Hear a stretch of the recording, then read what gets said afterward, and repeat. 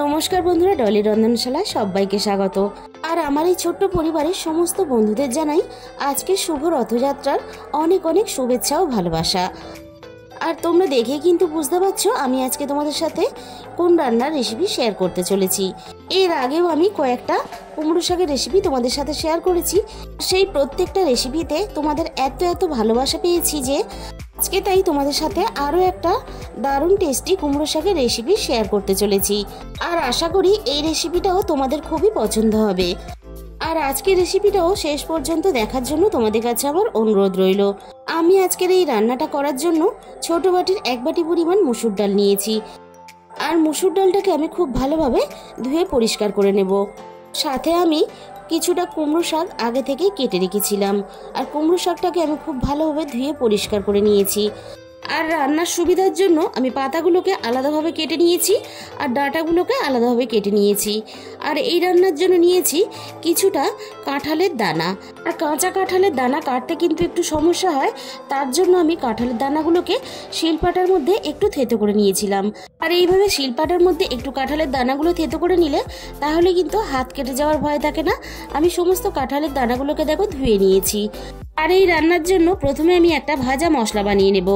এর জন্য আমি কড়াইয়ের মধ্যে 1 চামচ পরিমাণ গোটা জিরে দিয়ে দিলাম। আর সাথে আমি এখানে দিয়ে দেব একটা তেজপাতা কুচি। এবার আমি তেজপাতা আর গোটা জিরেটা হালকা আঁচে কয়েক সেকেন্ড নাড়াচাড়া করে ভেজে নেব। আর ভাজার সময় খেয়াল রাখবে জিরেটা একেবারে পুড়ে না যায়, তাহলে জিরের যে একটা সুন্দর গন্ধ সেটা কিন্তু আর থাকবে না। এবার আমি জিরে আর তেজপাতাটাকে একটা প্লেটের মধ্যে নামিয়ে খুব ভালোভাবে ঠান্ডা করে নেওয়ার পরে গুঁড়ো করে নেব। এবার তাহলে রান্নার দিকে যাওয়া যাক। প্রথমে আমি কড়াইয়ের মধ্যে পরিমাণ মতো সর্ষের তেল দিয়ে দিলাম। সর্ষের তেলটা খুব ভালোভাবে গরম হতে আমি এখানে ফোড়নে দিয়ে দিলাম 1/2 চামচ পরিমাণ 5 ফোড়ন। আর সাথে এখানে দিয়ে দেব একটা শুকনো লঙ্কা কুচি। এবার আমি ফোড়নটাকে তেলের মধ্যে হালকা একটু নাড়াচাড়া করে ভেজে নেব। আর এই রান্নার জন্য আগে থেকে আমি একটা মাঝারি সাইজের আলু কেটে রেখে দিয়েছিলাম। কেটে রাখা আলুটাকে আমি তেলের মধ্যে দিয়ে দিলাম। এবার আমি ফোড়নের সাথে আলুটাকে 2 থেকে 3 মিনিটের মতো নাড়াচাড়া করে একটু ভেজে নেব। আলুগুলো হালকা নাড়াচাড়া করে ভেজে নেওয়ার পরে এবারে আমি আলুর সাথে কেটে রাখা কাঁঠালের সমস্ত দানাগুলোকে দিয়ে দেব। কাঁঠালের দানাও যেহেতু সিদ্ধ হতে একটু আলুর মতোই সময় লাগে, তাই কিন্তু আমি এখানে আলুর সাথে কাঁঠালের দানাগুলোকে নাড়াচাড়া করে খুব ভালোভাবে একটু লালচে করে ভেজে নেব। আর এই রান্নাতে অল্প একটু কাঁঠালের দানা দিলে রান্নাটা খেতে বেশ ভালো লাগে। আর আলুর সাথে কাঁঠালের দানা এইভাবে ভেজে নিলে তাহলে কাঁঠালের দানা আলুর সাথে সাথেই কিন্তু সিদ্ধ হয়ে যাবে। আলু আর কাঁঠালের দানা দেখো আমি সুন্দর করে বেশ ভেজে নিয়েছি। এবারে আমি রান্নার মধ্যে দিয়ে দেব কেটে রাখা সমস্ত ডাঁটাগুলো। আর ডাঁটার সাথে আমি রান্নার মধ্যে মুসুর ডালটাকেও দিয়ে দিলাম। আবারও আমি সবকিছু একসাথে নাড়াচাড়া করে একটু ভেজে নেব। মিনিট 5 মতো ডাল ডাঁটা একসাথে সবকিছুর সাথে ভেজে নেব। আর যেহেতু কুমড়ো শাক একটু খসখসে, তাই অল্প একটু মুসুর ডাল দিলে তাহলে বেশ খেতে ভালো লাগবে আর রান্নাটাও বেশ মাখা মাখা হবে। সবকিছু একসাথে নাড়াচাড়া করে খুব ভালোভাবে ভেজে নিয়েছি। আর মুসুর ডালের কালারটাও কিন্তু চেঞ্জ হয়ে গেছে। এবারে আমি এখানে দিয়ে দেব সামান্য পরিমাণ জল, যাতে না মশলাটা রান্নায় দেওয়ার সাথে সাথে পুড়ে যায়। আমি এখানে 1 চামচ পরিমাণ হলুদ গুঁড়ো দিয়ে দিলাম। আর এই রান্নাতে আমি কিন্তু আর কোনো রকম গুঁড়ো মশলার ব্যবহার করব না।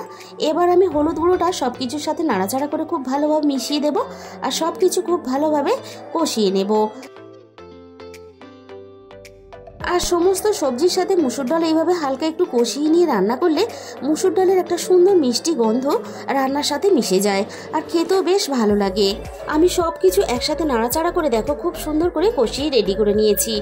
এবারে আমি রান্নার মধ্যে মাঝারি বাটির 1 বাটি পরিমাণ জল দিয়ে দিলাম। এই রান্নাটা কিন্তু একেবারে ঝোলঝোল করব না, আমি বেশ একটু গা মাখা রস রেখে আমি রান্নাটা করে নেব। সব কিছু জলের সাথে খুব ভালোভাবে নাড়াচাড়া করে মিশিয়ে দিয়ে এবার আমি রান্নার মধ্যে স্বাদ মতো লবণটাকে দিয়ে দিলাম। আর যেহেতু রান্নার মধ্যে আমি কোনো রকম গুঁড়ো লঙ্কা ব্যবহার করিনি, তাই ঝালের জন্য আমি 2টো চেরা কাঁচা পাকা লঙ্কা দিয়ে দিলাম। সব কিছু আবারও একটু নাড়াচাড়া করে মিশিয়ে দিলাম। আর সমস্ত কিছু খুব ভালোভাবে সিদ্ধ হওয়ার জন্য আমি এখানে কিছুক্ষণের জন্য ঢাকা দিয়ে দিলাম। মিনিট 20 পরে আমি কড়াই থেকে ঢাকাটাকে সরিয়ে দেখে নেব সব কিছু খুব ভালোভাবে সিদ্ধ হয়েছে কিনা। আবারও আমি সবকিছু একটু নাড়াচাড়া করে দিলাম, আর সবকিছু নাড়াচাড়া করে দেখে নেব খুব ভালোভাবে সিদ্ধ হয়েছে কিনা। এখানে আমি প্রথমে দেখে নেব কাঁঠাল দানাগুলো খুব ভালোভাবে সিদ্ধ হয়েছে কিনা। কাঁঠাল দানাগুলো খুব ভালোভাবে সিদ্ধ হয়ে গেছে, সাথে আলুটাও খুব ভালোভাবে সিদ্ধ হয়ে গেছে। এবার আমি দেখে নেব ডাঁটাগুলো খুব ভালোভাবে সিদ্ধ হয়েছে কিনা। যেহেতু প্রচণ্ড গরম, তাই ডাঁটাগুলো খুব ভালোভাবে সিদ্ধ হয়েছে কিনা দেখাতে পাচ্ছি না। ডাঁটা কিন্তু এখানে খুব ভালোভাবে সিদ্ধ হয়ে গেছে। এবার আমি রান্নার মধ্যে কেটে রাখা সমস্ত কুমড়ো শাকগুলো দিয়ে দেব। কুমড়ো শাক যদি আগে থেকে রান্নার মধ্যে দিয়ে দিতাম তাহলে কিন্তু সব কিছুর সাথে সিদ্ধ হয়ে একেবারে ঘাটা ঘাটা হয়ে রান্নার সাথে মিশে যেত। আমি এবার কুমড়ো শাকগুলো সব কিছুর সাথে খুব ভালোভাবে এইভাবে উপর নিচ করে মেশাতে থাকবো। আর এখন যেহেতু কাঁঠালের সিজন, তাই বাজারে কিন্তু প্রচুর পরিমাণে কাঁঠাল বা কাঁঠালের দানা পাওয়া যায়। তোমরা এভাবে একবার কাঁঠালের দানা দিয়ে মুসুর ডাল আর কুমড়ো শাক দিয়ে রান্না করে খেয়ে দেখো, খুবই ভালো লাগে খেতে।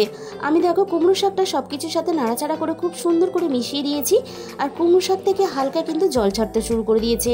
এখানে কিন্তু কুমড়ো শাক সিদ্ধ হওয়ার জন্য আমি আর জল ব্যবহার করব না। কুমড়ো শাক থেকে যে জলটা বেরোবে সেই জলেই কিন্তু শাকটাকে আমি সিদ্ধ হতে দিলাম। মিনিট 10 পরে আমি কড়াই থেকে ঢাকাটা সরিয়ে নিলাম, আর দেখে নেব কুমড়ো শাক খুব ভালোভাবে সিদ্ধ হয়েছে কিনা। আর কুমড়ো শাক থেকে যেটুকু পরিমাণ জল বেরিয়েছে তাতেই কিন্তু কুমড়ো শাকটা খুব ভালোভাবে সিদ্ধ হয়ে গেছে। আর কুমড়ো শাকটা খুব ভালোভাবে সিদ্ধ হয়ে নরমও হয়ে গেছে, আর রান্নার সাথে কিন্তু একেবারে মিশে যায়নি, ভালোভাবে সিদ্ধ হয়ে গেছে। আর কুমড়ো শাকগুলো দেখো বেশ গোটা গোটাও আছে। আর রান্নার মধ্যে কোনো রকম মশলা বেশি ব্যবহার না করে শুধুমাত্র এক রকমের মশলা দিয়ে রান্নাটা তোমরা করে দেখো, খেতে ভীষণই ভালো লাগে। এবার আমি রান্নার মধ্যে স্বাদ মতো চিনি দিয়ে দিলাম। অল্প একটু এই রান্নাতে চিনি দিলে তাহলে রান্নার স্বাদের ব্যালেন্সটা ঠিকঠাক থাকে। আর রান্নাটা ঠিক এইভাবে মাখা মাখা করে করবে, তাহলে কিন্তু গরম গরম ভাতের সাথে আর রুটির সাথে খেতে ভীষণই ভালো লাগে। প্রথমেই আমি যে ভাজা মশলাটাকে ভেজে রেডি করেছিলাম সেই ভাজা মশলার গুঁড়োটাকে আমি রান্নার মধ্যে দিয়ে দিলাম। আর শুধুমাত্র জিরে আর অল্প একটু তেজপাতা দিয়ে ভাজা মশলা বানিয়ে রান্না করলে এতটা সুন্দর যে স্বাদ হয়, তোমরা যতক্ষণ না রান্নাটা করবে ততক্ষণ কিন্তু বুঝতে পারবে না। অবশ্যই একবার হলো তোমরা বাড়িতে ট্রাই করে দেখো। তাহলে বন্ধুরা দেখতেই পেলে একেবারে প্রায় মশলা ছাড়া দারুণ একটা কুমড়ো শাকের রেসিপি কিন্তু আমাদের এখানে রেডি হয়ে গেল। তাহলে বন্ধুরা আজকের এই রেসিপিটা ভালো লাগলে প্লিজ একটা ভিডিওতে লাইক করে দিও, আর নিজেদের বন্ধুদের মধ্যে প্রচুর প্রচুর শেয়ার করে দিও। আর যে সমস্ত বন্ধুরা এখনো পর্যন্ত আমার চ্যানেলটাকে সাবস্ক্রাইব করোনি, আমার চ্যানেলটাকে সাবস্ক্রাইব করে পাশে থাকা বেল আইকনটা অল করে দিও। তাহলে আমি যখনই কোনো নতুন রেসিপি আপলোড করব সবার আগে তোমার কাছে পৌঁছে যাবে। আর তোমাদের মূল্যবান সময় দিয়ে রেসিপিটা শেষ পর্যন্ত দেখার জন্য তোমাদের সবাইকে অসংখ্য ধন্যবাদ।